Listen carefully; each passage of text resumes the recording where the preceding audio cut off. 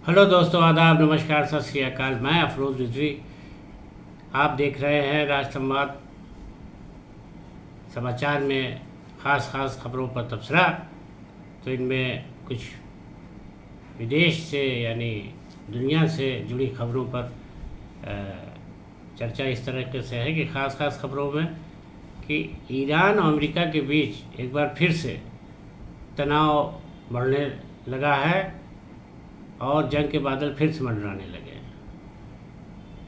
अमेरिकी राष्ट्रपति Donald Trump ने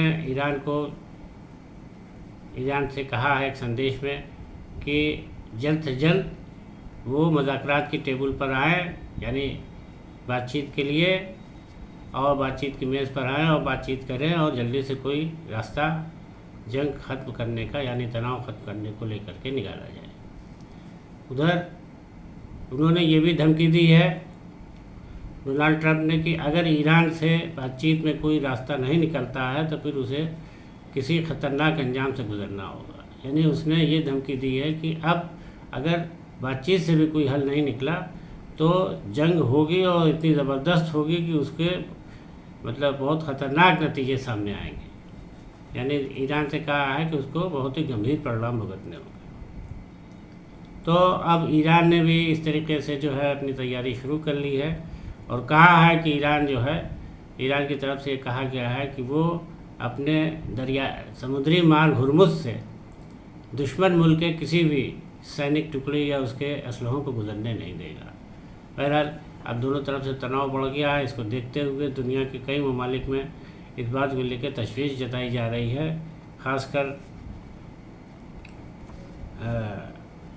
रूस, चीन और तुर्की की तरफ से ये बात कही जा रही है कि अगर ये जंग हुई तो दुनिया भर में इसके बहुत ख़तरनाक नतीजे सामने आएंगे। जंग को किसी भी तरीके से रोका जाना चाहिए।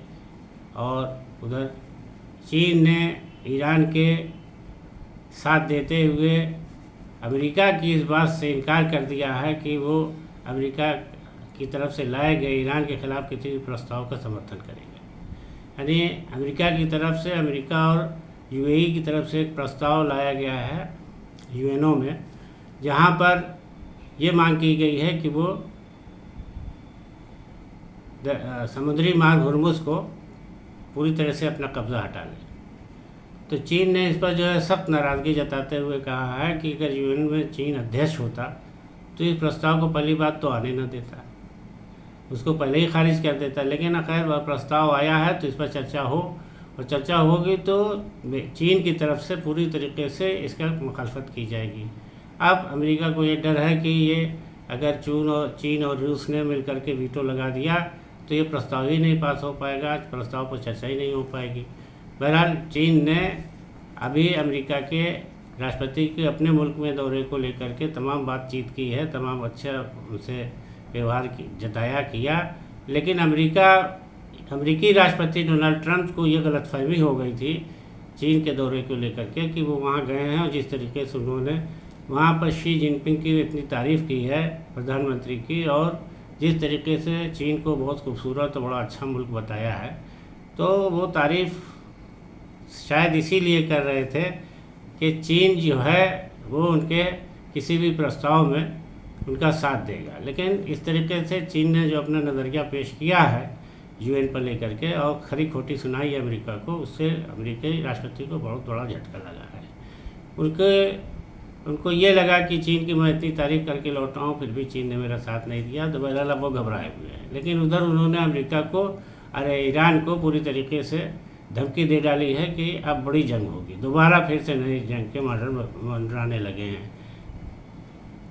मतलब डोनाल्ड ट्रंप ने जिस तरीके से ये कह दिया है कि अब फिर से अगर समझौता नहीं, और समझौता क्या होगा, समझौता वो ऐसा चाहते हैं जो कि ईरान को मंजूर नहीं होगा।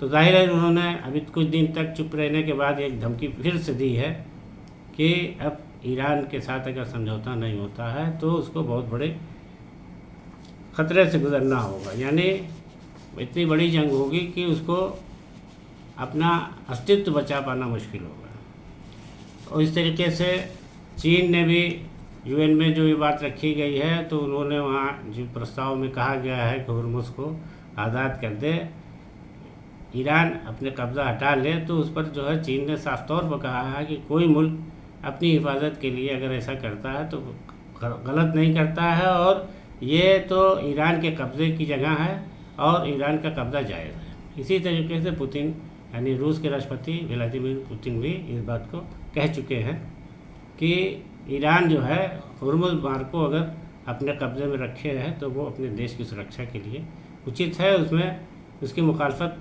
करना गलत है। तो इस तरीके से बहरहाल अब ईरान और अमेरिका के बीच तनाव के हालात फिर बढ़ गए हैं और जंग के ख़तरे मंडराने लगे हैं। जो अभी तक सीज़ फायर चल रहा है उसके अब टूटने का नज़र आने लगा है कि हो सकता है कि अमेरिका अब अपनी खिसियाहट मिटाने के लिए कोई ना कोई जंग कर रहे, क्योंकि इससे पहले ये बात उठाई जा रही थी कि इसराइल और अमेरिका अपनी जंगी तैयारियों को मतलब सीज़ फायर के बावजूद बढ़ाते चले जा रहा है। तो उसमें यह समझा जा रहा था कि जंग को ये बंद करने के बजाय फिर से शुरू करेंगे। तो अब ये संकेत मिल रहे हैं कि अब अमेरिका जो है अपनी बात मनवा तो पा नहीं रहा है, चीन से भी मुँह की खाई है, रूस से भी नहीं कुछ कर पा रहा है, तो हो सकता है कि वो ईरान पर फिर से हमला चढ़ाई कर दे। बहरहाल अब देखने लायक होगा। ईरान ने भी अपना सख्त रुख अपना रखा है और सीधे कह दिया है कि हुर्मुज़ मार्ग से कोई सैनिक टुकड़े या असलहे को गुजरने नहीं दिया जाएगा। तो दोस्तों, इसके अलावा अब नाइजीरिया में सशक्त लोगों ने 3 स्कूलों पर हमला करके 45 से ज़्यादा बच्चों का अगवा कर लिया है। सरकार की तरफ से सर्च ऑपरेशन किया जा रहा है, लेकिन बच्चों का भी पता नहीं चल पाया है और सही तादाद भी नहीं पता चल पाई है। फिलहाल 45 बच्चे बताए जा रहे हैं कि अगवा किया गया है। अब इसके अलावा रूस और यूक्रेन के बीच भी जंग जारी है। इस बीच रूस ने यूक्रेन के 550 से ज़्यादा ड्रोन को मार गिराने का दावा किया है, जबकि यूक्रेन की तरफ से हज़ारों ड्रोन से हमले किए गए हैं रूस की तरफ, लेकिन अब 550 से ज़्यादा ड्रोन को मार गिराया है रूस ने, और रूस ने दावा किया है कि वो आगे भी जितने भी ड्रोन हैं उसे मार गिराएगा। तो इस हमले में 3 लोग मारे गए हैं और 12 लोग जख्मी हुए हैं। तो दोस्तों, आज के तबसरे में इतना ही। दीजिए इजाज़त। नमस्कार, आदाब।